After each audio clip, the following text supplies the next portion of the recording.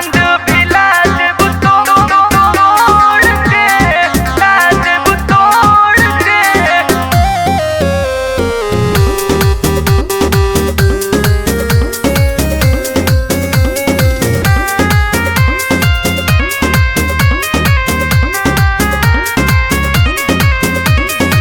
प्यार में तोहरा ना जाने काहे हम तो दुनिया भुला दिहनी, का कहिए करे जा। प्यार में तोहरा ना जाने काहे हम तो दुनिया भुला दिहनी। जियब नाही तुमसे बिछड़ के दिल के बतिया बता दिहनी। पूरा करब हम तोहर ख्वाहिश, पूरा करब हम तोहर ख्वाहिश, तू ना जइह छोड़ के।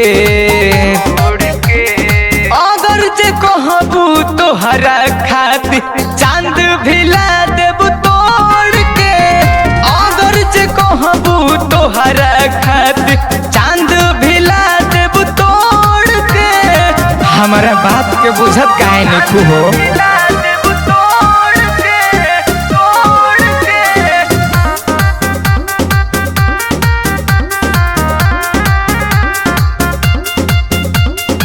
मन करेला जान 24 घंटा तोहर सूरतिया निहारल करी। खुलल के सिया में हम तली पट के जिंदगी सही गुजारल करी। ना देखिला तो चैन आवेला हो। मन करेला जान तोहर सूरतिया 24 घंटा निहारल करी। खुलल के सिया में हम तली पट के जिंदगी आपन गुजारल करी।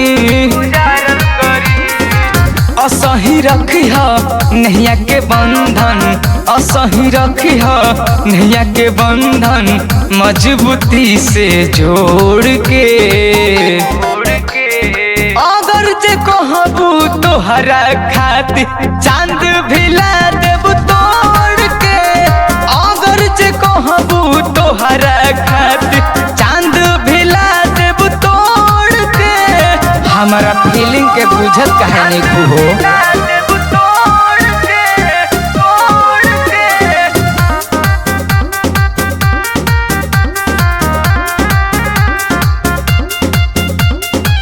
तोहर नाम से आशिकावारा पागल हमके दुनिया कहे।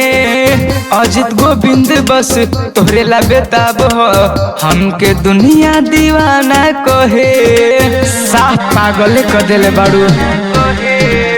तोहरे नाम से आशिकावारा पागल हमके दुनिया कहे। अजित गोविंद बस तोहरे ला बेताब हो हमके दुनिया दीवाना कहे। प्यार से जब मुस्कालू करे जा, प्यार से जब मुस्कालू करे जा, ले लू जनवा करोड़ के।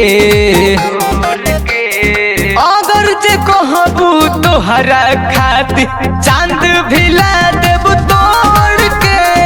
अगर जे कहबू तोहरा खातिर चांद भी ला देबू तोड़ के, तोड़ के। अरे सब कुछ हाजिर कर देबे करे जा तोहरा खातिर।